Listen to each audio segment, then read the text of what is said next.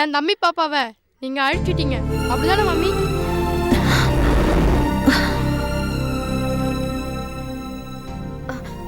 நான் எதுவும் என்ன இருந்தாலும் நீங்க செஞ்சது தப்புதான். கல்யாணத்துக்கு அப்புறம் அபார்ஷன் பண்றது பெரிய பாவம். கல்யாணத்துக்கு முன்னாடி எத்தனை தடவை வேணும்னாலும் பண்ணலாம். அது ஒண்ணு தப்பு கிடையாது. நானே 3 தடவை. அபி,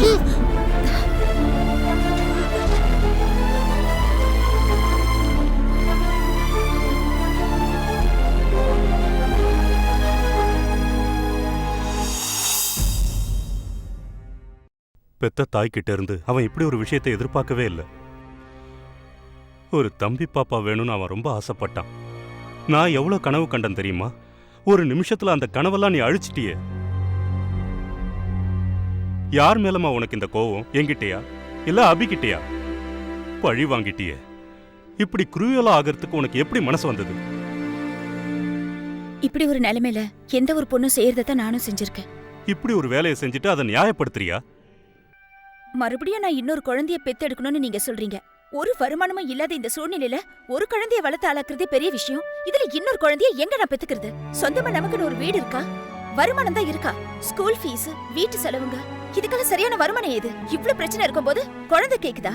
நான் எவ்வளவு உங்ககிட்ட சொன்னேன், அந்த நிலத்தை வித்து நமக்குன்னு ஒரு வீடு வாங்கலான்னு. நான் அவ்வளவு சொல்லியும் நீங்க கேட்காததுனால தான் இன்னைக்கு இவ்ளோ பிரச்சனையில இருக்கும். எவ்வளவு பணம் நீங்க சம்பாதிச்சு வச்சிருந்தீங்க, எதையும் யோசிக்காம வீண் செலவு செஞ்சு அழிச்சிங்க. அபி கேட்டதெல்லாம் வாங்கி கொடுத்தீங்க, இனிமேலும் கேட்பான். உங்களால வாங்கி தர முடியுமா? அப்ப ஏற்படுங்க பண பிரச்சனை என்னன்னு. பணம் யார் கையிலயும் நிரந்தரமா இருக்காது. பிசினஸ்ல லாபம் நஷ்டம்லாம் சகஜம்தான். கையில பணம் இருக்கும்போது அத கண்ணா பின்னான்னு யோசிக்காம செலவு பண்ணி காட்டுறதுக்கு பேரு இல்லங்க அன்பு, அது ஊதாரித்தனம். எல்லாரும் தலையில தூக்கி வச்சு கொண்டாடிட்டு இருந்த ஜீவி இப்ப எங்க?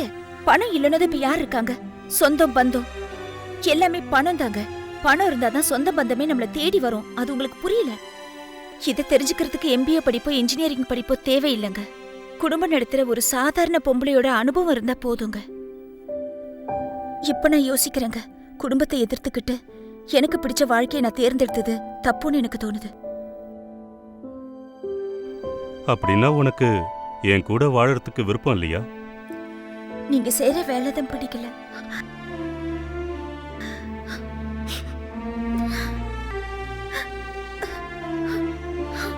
இதுக்கு மேல முடியாதுங்க.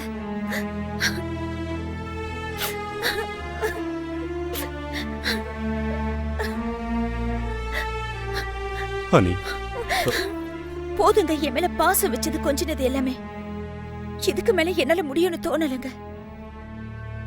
இதுக்கப்புறம் நான் பாத்துக்கிறேன். எந்த ஜாபுக்கும் செக்யூரிட்டியே கிடையாது. இந்தியாவில் மட்டும் இல்ல, உலகத்துல எந்த மூலையிலும் அப்படிதான். பிசினஸ் உலகம் ஒட்டு மொத்தமா டல் ஆயிடுச்சு. தெரியும். அதுக்காக கவலைப்பட்டு பிரயோஜனம் இல்லையே.